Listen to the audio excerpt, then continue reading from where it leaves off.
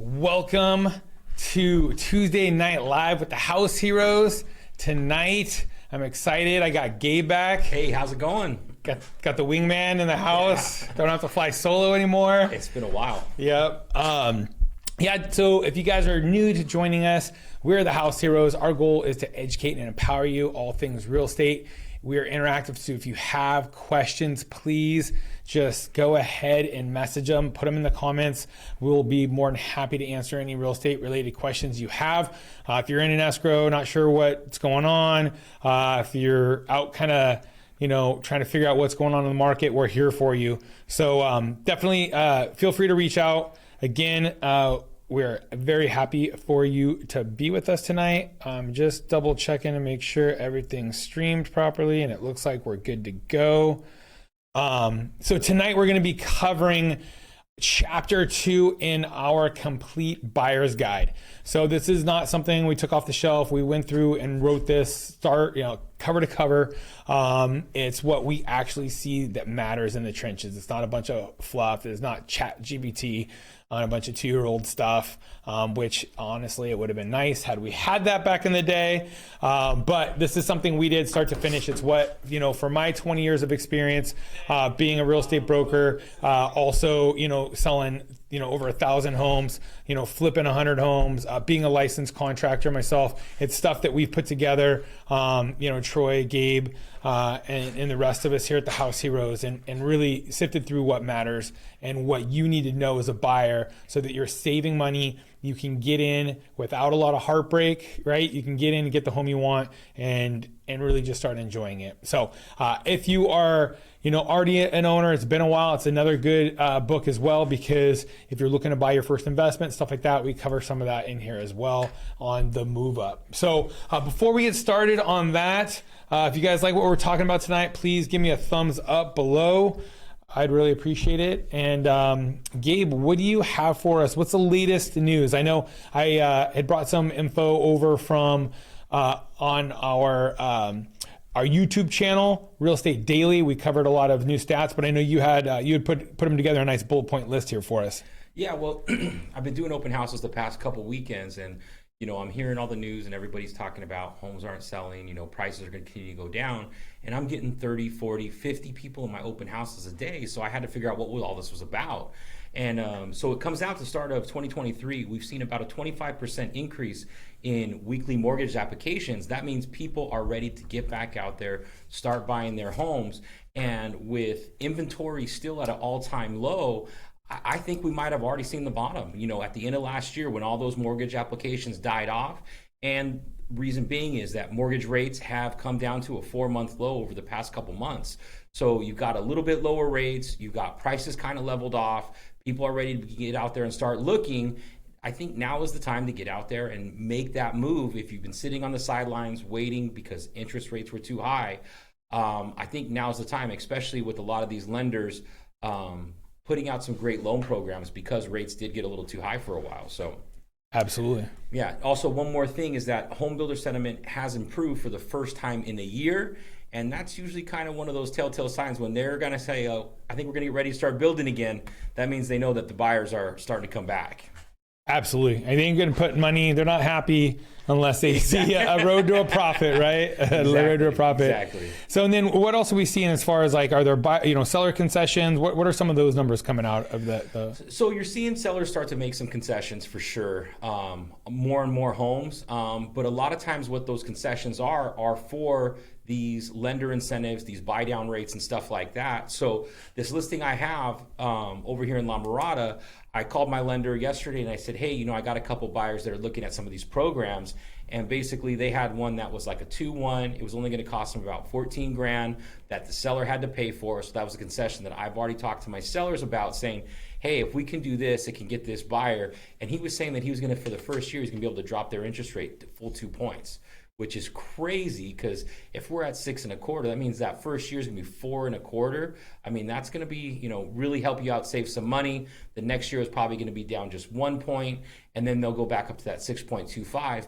But If interest rates drop anytime between then, Just they can refinance. Exactly. So it basically kind of saves you those first 2 years, and they're all projecting that interest rates are going to drop over the next couple years. So at that point, you refinance, and now you kind of beat out that high rate for the first couple years.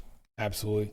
Yeah, I know. I'm definitely seeing multiple offers. I had a client. We were super bummed. We missed out. We saw the property second day it's on the market. We put in a full price offer immediately.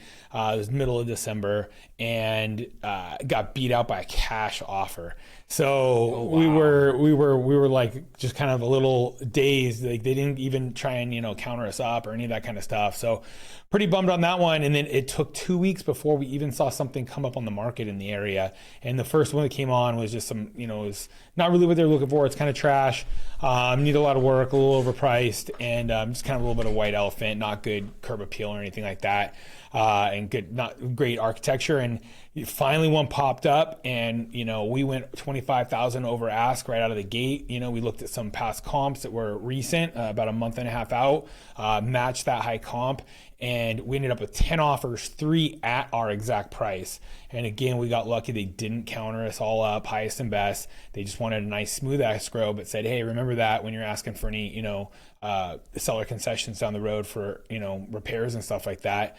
We didn't jack you up just to bring you back down, and luckily we had our offer accepted on that. And so again, just like anything else, it's about being with the right agent, being with the right lender. I had a great package from the lender. I sent an email, copied him in. The lender was in communication with that agent. She felt very comfortable. I had gone back and seen the agent at an open house, so I could get a little face-to-face with her.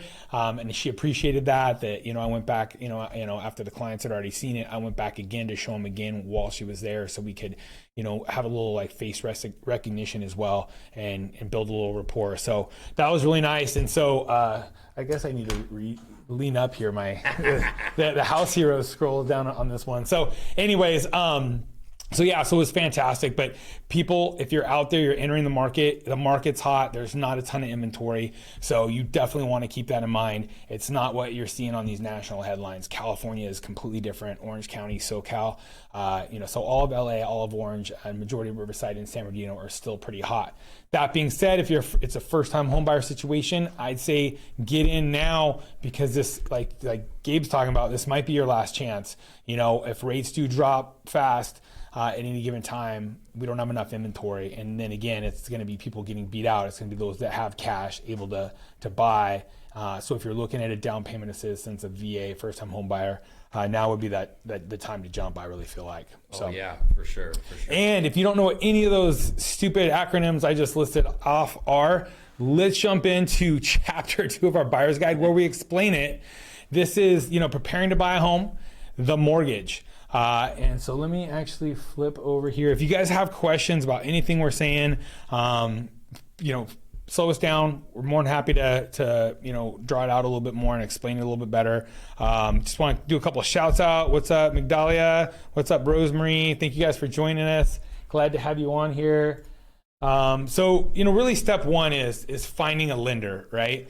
But for most people, they, aimlessly go on the internet, look at, some rate site, this, that, and they just get led astray.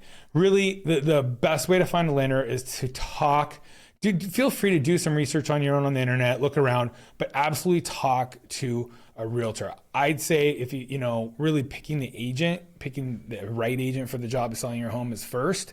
And then from there, it's have them help you find a lender, because at the end of the day, there's a lot of lenders out there and they're not all good at working on what's called a purchase money loan. And when you're in escrow, you've got certain timeframes you have to meet. And if that lender isn't meeting those timeframes, you can absolutely lose your deposit and be heartbroken when you lose that house. And you're back to the drawing board with no deposit and no house. I've seen it happen. Buyers pick some lender, they're out of the area, they don't really care if the loan gets done or not. They don't have a relationship with anybody in the area, and if they burn that client, it just doesn't matter. So they're just chugging along at their own pace. They're only working 8 to 5. They don't have a cell phone number. You can't call them at nights. You can't call them on the weekend. You can't call them and get a hold of them when anything's getting sticky. But hey, they might have had a quarter point better rate. So end of the day, it's very important to look at rate, but not just rate. Look at the whole package.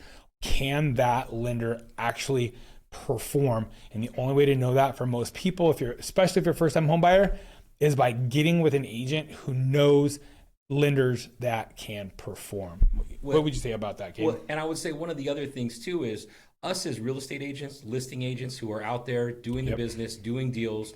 We know lenders, and so certain lenders start getting reputations for they can't perform, they're not meeting their timelines.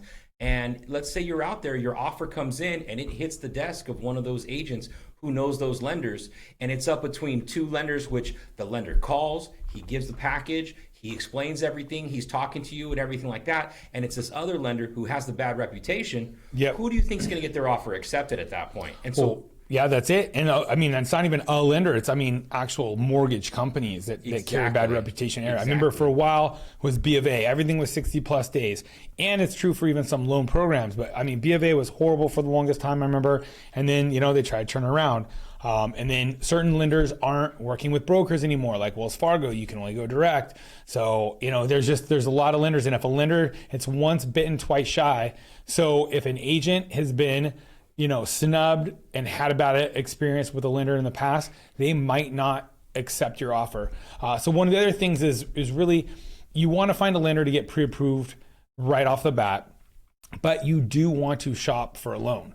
The saying is if you shop at least 2 mortgage lenders, you're looking at saving roughly $2,000 on your mortgage in fees. If you shop 3 or more, it goes up from there. I think it's like $3,000, right? So if you can get a better rate and save money over the life of the loan, it could be, exponentially more than that. So you absolutely do want to look at some different loan programs while you're out there. And that's why it's important to talk to a number of lenders. Right now, some of the hottest ones are mortgage brokers and actually credit unions, but not all credit unions are alike. Some of them have very good adjustable rate products if you're into that. I've seen one credit union recently that had about a point lower on a 30-year fix than everybody else. So some are out there. That's one of those good things to hunt with. See what credit unions, you're available for. Some, you've got to be, in or a member of a military, like Navy's First. You've got like some that you have to be a employee of Boeing or Schools First, where you're a teacher or you're related to a teacher. So definitely want to check on those. But again, use your realtor as a resource. If they don't know people, if they don't know who's got the best rate because they're active in the market, you really probably even need to talk to a different realtor as well. If they're not active in the market, they're not going to be able to guide you from this very first step all the way through. So basically, lender is going to work on getting you calculated on what you can afford, what you would qualify for on a mortgage, and then really look at it in that way you can feel, look at the pricing and see what you feel comfortable paying with, right? Because I've got clients that are approved for less than they want to buy and they feel comfortable monthly paying more. And I have clients that are approved for way more and they don't feel comfortable paying that amount. So they end up buying less. But it's very important to look at these numbers and then set up and start looking at homes. You don't want to be looking at $1 million to not knowing what your payment it would be, right? You want to start and look and be like, ooh, I feel much more comfortable at a $750,000 purchase price in this, $5,500 payment or whatever it might be. Oh yeah, when I'm coaching my buyers and they're talking their shopping lenders, one of the first things I tell them is when you sit down with a lender and they get you your pre-approval, if they're not explaining what their fees are, what your payment's going to be, and breaking all that down for you, that's a big sign. Go find someone else right there. Absolutely. You need to know that when you're walking into the open house, what your payment's going to be. Absolutely. I'm going to do another shout out. What's up, Isaac? What's up, Zabe? Thanks for jumping on here. Good seeing you. Okay, so you get to the lender. You've found somebody you're thinking you might want to work with. You want to get pre-approved. You want to see what rate you can qualify for. what do you need? Well, you need to bring documentation. So what are some of those documents that you would expect to bring, Gabe? Well, you're going to need obviously your tax returns. They want to see how much you make, how much you're reporting to the government, and stuff like that. You're going to need a 2 months bank statements. You're going to need 2 months of pay stubs. Yep. Obviously, your credit scores, they'll usually pull that for you.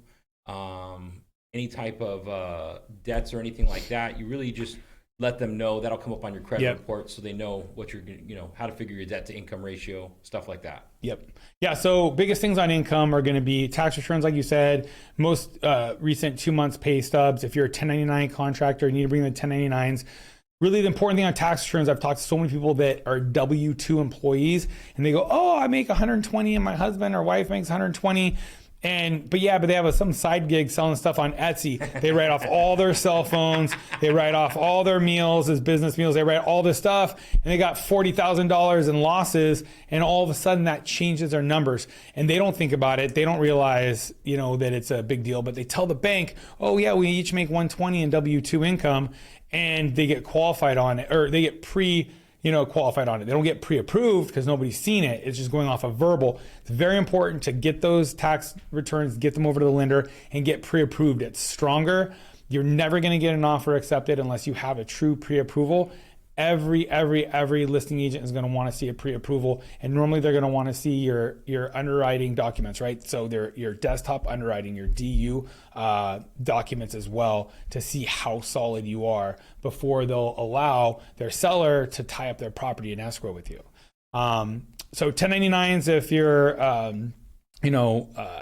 independent contractor, and then your any sort of residual or passive income you may have, right? So alimony, child support, all of that kind of stuff can be pumped in there. If you've got any sort of trust fund baby action going on, hey, good for you. You're going to want to bring that in. So biggest thing is the lender needs to know your assets as well. So you've got your income, that's your cash flow, what you're making all the time, but then also they need to see what you have in the bank so that they know that you can handle closing costs and down payment. So what are some of the sources that they're looking at, and what are they looking for when you give them your bank statements?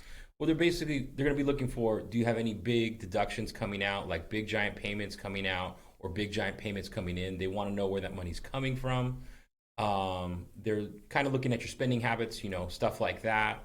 A picture of the money underneath your mattress will not work. That's it. So any cash you have to have deposited in the bank. Can't take it to your agent, can't walk it into the lender, can't walk it into escrow. It's got to be in the bank, and it's got to be seasoned. If like Gabe's saying, you have some large deposits in there, they want to know where it came from, because they want to know that some investor out there isn't giving you cash to go buy them an investment property, because they know that an owner-occupant buyer gets a better rate. So they say, "Oh, you don't have a house, let me give you the 20% down, we'll put a tenant in there and we'll rent it." Well, banks got wise on that in the crash of 2006, 7, 8, right? 9, 10.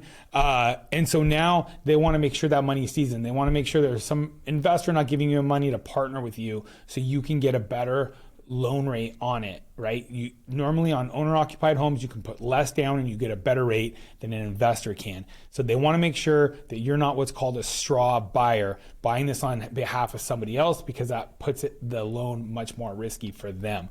So you're going to need to show cash. It's going to normally need to be there for 60 days.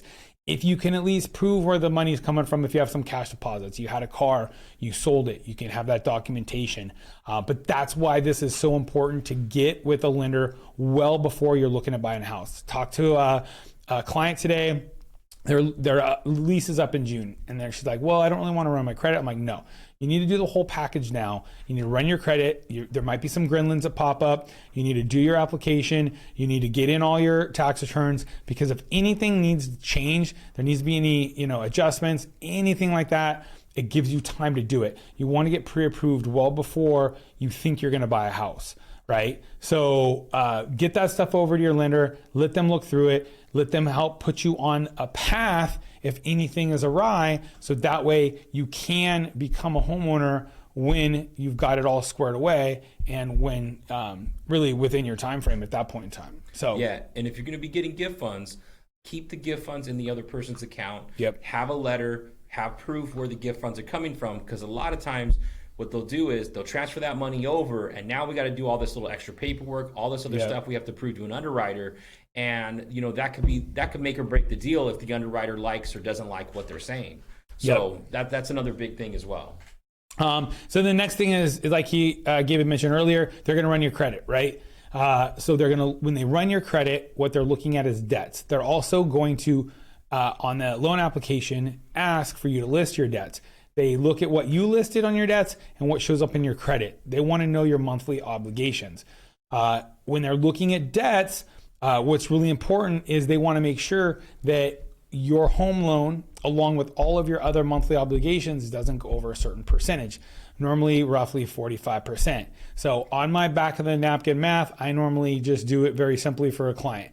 Hey, you make 10 grand a month W-2, you have no crazy write-offs, you have $1,000 on a car payment, and you can probably afford roughly a $4,000 a month mortgage the way it all pencils out on a napkin. That is your debt to income ratio. They want to see in that 45 to 50%, and different loans are different, but it's closer to 40 to 45 in most loans right now. They want to see all of your monthly obligations not exceed 45%. That way you can pay that expensive gas, those expensive eggs, and the expensive natural gas too. So all kinds of gas is expensive. So that's your debt to income ratio. So that's what they're looking at credit, not just a credit score. And that's why it's so important to run your credit early. A lot of times people forget what some of their debts are that may show up on their their credit score, and they don't list it on the app. It looks a lot better. So anything you owe, minimum credit card payments and stuff like that, that gets added in. Student loans gets added in. If you don't have a student loan, it's completely deferred, that can be a problem. The way they calculate that is they take a percentage of the whole balance, and it can really throw it out of whack. So that's why it's so important to get with a lender fast, because they can tell you to go and get on a very, very low payment with your student loan and actually pay that a few months. You'll qualify for more, and then you can go back into a deferment if that's what you want to do later. So it's very important to really look at your debts, Yeah, well, and another big thing too is, when they're pulling your credit score, they're looking at your debts, but they're also looking at the score. A lot of times your rate is going to be affected by what your score is. Yep. And if you meet with that lender early and you're right on the cusp of hitting another mark, there might be a certain couple payments or a credit card that you can pay off from some of those funds that will increase that credit score, drop your rate, and all of a sudden your debt to income ratio now goes down. And by paying off, a couple $1,000 credit card, all of a sudden you can afford more house, your payments a little bit easier and stuff like that. So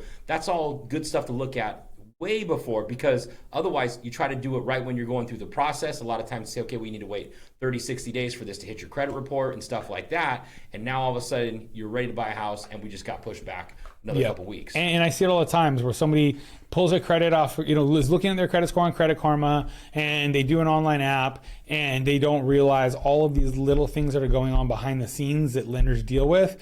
And they think they can afford more, or they think they can get approved for more. They start their search, they get in, they go to the open house, they find the one they want, and they don't get approved for that amount. Had they started earlier, they might have been able to restructure stuff and been approved for that, but they miss out on that one house. And then that's when they normally realize that it's time to get serious and get pre-approved.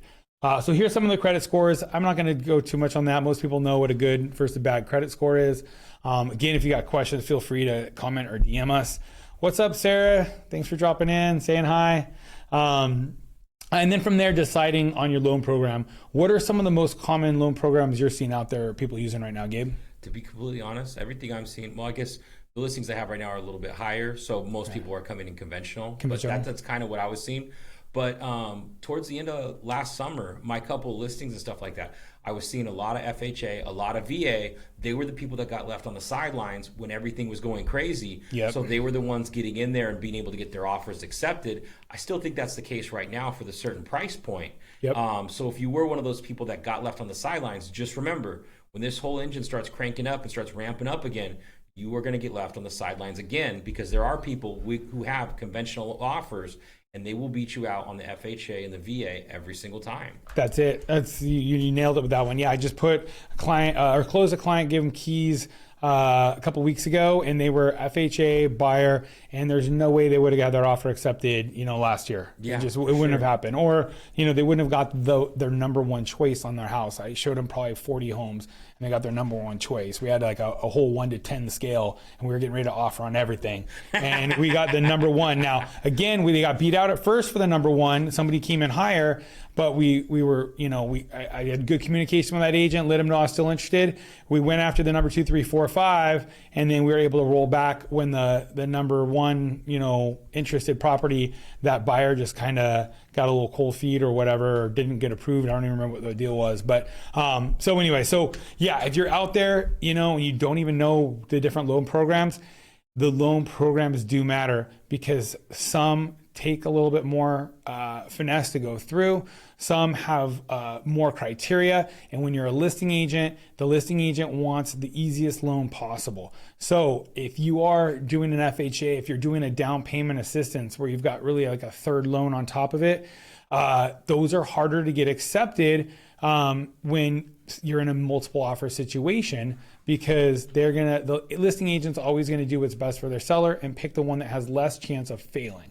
And that way they don't have any heartache and it doesn't screw up their up-leg purchase. So there's absolutely a strength hierarchy in loans, from 50% down conventional, cash, right? And then you got 50% down conventional into the 20% conventional to like 10% conventional. You roll into some of the FHA, you roll into VA, and then you've got down payment assistance, right? So each one of those is a step. So if you want to know a little bit more about that, definitely reach out. Your agent and or lender should be able to explain it more. But one of the things I want to talk a little bit about were current loan programs I'm seeing a lot of adjustable rate mortgages right now, because people realize, hey, they're following the economists. The economists feel that we're going to go into a recession, and there's a good chance we're going to have lower rates down the in the next couple of years because of it, and they're opting to take either a 5 or 7 year fixed rate at a much lower percentage, roughly in the 4s and 5s, and then they're going to refinance. That's our goal within that time period, if they get a nice little chance to. And then, like you talked about earlier, Gabe, was the rate buy down. Yeah. Like so they've got 2-1 buy downs and a 3-2-1 buy down. I've seen some lenders pop out with now. And for that same price of like the 13-14 grand, he was saying he could do just a straight buy down across the 30-year mortgage, and it was going to be roughly about a half a point, which is pretty decent. It's going to save you some money for sure. Yeah, so that's good, because if you're worried that you're never going to chance to refinance, that's a good way to do it. Have the seller pay to buy down your rate, and it can be tiered, so you get a big bump up front, and tapers off over the next 2 to 3 years, or just have something even all the way through. That's a great point, man. Yeah, and the 2-1 or the 3-2-1 are great if you're going to buy a house where you're going to need to put a little work into it. If you can afford that bigger payment later on, well, at least those first couple of years, you could do those repairs to fix the little stuff that you want to do, and then bump back up to that price or refinance at that point. But at least you got to do the little work, save the money the first couple of years, and now you got into a house that maybe is a starter home. You got to make it your own, and then you go on to what your payment would have been normally, trying to go for that picture perfect turnkey, everything's brand new house. Yep. Makes sense. And then in this chapter, we kind of cover what, what makes up the payment, principal, interest, taxes, insurance, and then also PMI. We don't really need to go too much through that. And then HOA, and then closing costs. You're going to need some closing costs and down payment. Obviously, depending on whether or not you're doing a down payment assistance, right now is a good time. You can actually get down payment assistance for your down payment, and you can get the seller to pay your closing costs. I've got, I ran a scenario for a buyer the other day. They were going to come in with $1,500. So it's absolutely possible to do that. What are some of the common pitfalls going on right now? I know there's always a traditional one. Buyers have the misperception that you need to put 20% down. That's definitely not the case. As well as saving for that down payment, right? A lot of people think, I'm saving for the down payment, but especially in the last market, you couldn't outsave the appreciation rate. You just got left in the dust, and you would have been better off taking a higher rate, taking a bigger mortgage, and then having equity down the road and refinancing into a super low rate and having the equity instead of trying to save the equity. For sure. Yeah, C is actually my favorite one of the pitfall because I actually have buyers. We're on year 6 waiting for prices to come down. Year 6. Yeah. Year 6. That's awesome. We need them to come down about roughly 280,000 for their neighborhood to be right where they were at that, at that point. And then when I ask them, how much money did you guys save in this 6 years? And they go, we've got another 25 grand. And I'm like, you took 6 years and saved 25 grand, and the prices have gone up $280,000 in that neighborhood in Buena Park. It's crazy. That's nuts. So you're obviously not getting ahead at that rate.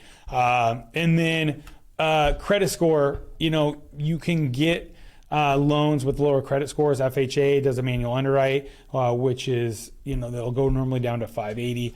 Obviously, the goal would be to work on your credit and get it up because you're going to get a better rate. It's going to be more affordable. But if you need to get in ASAP, it is normally doable, and that's what we would recommend if it works for you. So are you seeing any other pitfalls out there right now? I think just people hesitating to pull the trigger. So on my listing, I've got people coming in. It's a $900,000 listing. I've got lots of offers in the 825, the 8, stuff, and they are trying to tell me this and that. And in the past 2 days, I've got 2 offers for 880 with the possibility of a 915 offer coming.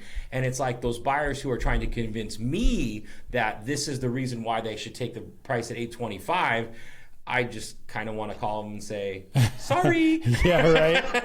That's it. Because we're there. We're where my clients wanted 900. It looks like I'm going to get them 900. And all those other people who are trying to, edge their way in. And it's like, this house is kind of a one of a kind. And, that's why I'm getting so much activity on it. That's it. They're going to miss the boat. That's it. At the end of the day, there's just not enough inventory and somebody's going to be willing to pay it. So if you guys are waiting for, a lot of flood of inventory to hit the market, I don't see it happening. There's so much pent up demand. I mean, again, the last listing that popped up, my clients were looking at, they ended up getting 10 offers on it. That just shows you how much pent up demand is there. The demand is there. I get that affordability is a little rough right now with rates, but I feel like the smart ones are getting in now while they can and looking for that opportunity to refinance here down the road in the future. And it's kind of what you were telling me about the other day too. A lot of these people who own homes, they're not selling because they have that 3% interest rate.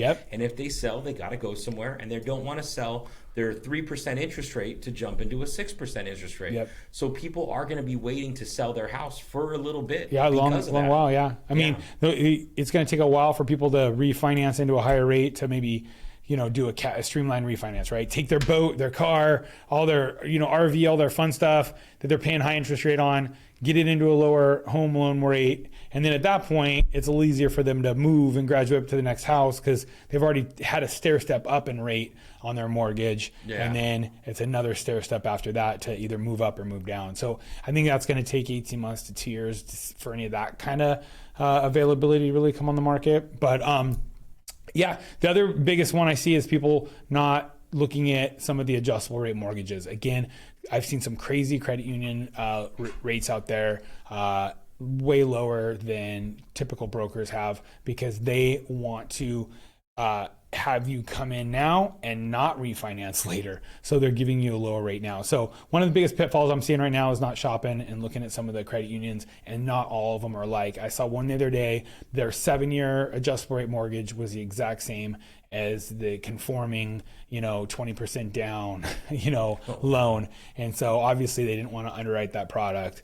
They didn't really want anybody to get it. So you're going to need to shop on that. That's one of the pitfalls I'm seeing right now is not, people not shopping enough on the loan rate and just hearing that rates are high. They're not high everywhere. You definitely need to be a shopper right now more than ever. And really, look at some of the economists out there and make your own opinion on whether or not you think interest rates are going to have a chance to drop within that adjustable rate period. Yeah, for sure. Sure. All right. That being said, if you guys want any info, I know on our YouTube channel, Real Estate Daily, I covered a lot of what makes up a seller. There's the 5 Ds I went over, from debt to distress, default, downsizing, death.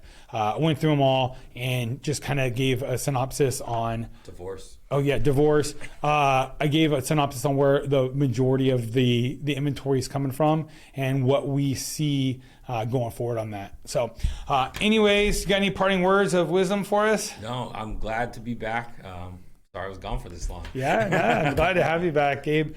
Yeah, if you guys have any questions, if you're looking for a great agent, Gabe's here always. Let me do a couple of shout outs. What's up, Will? What's up, Jesus? What's up, Susie? Thank you guys for joining us. If you guys like what we talked about today, please give me a thumbs up. If you know anybody who could benefit from what we're talking about, please feel free to share this with them and let us know. We'd love to help them any way we can. So, yeah, well, peace. God bless. We'll see you soon. Yeah.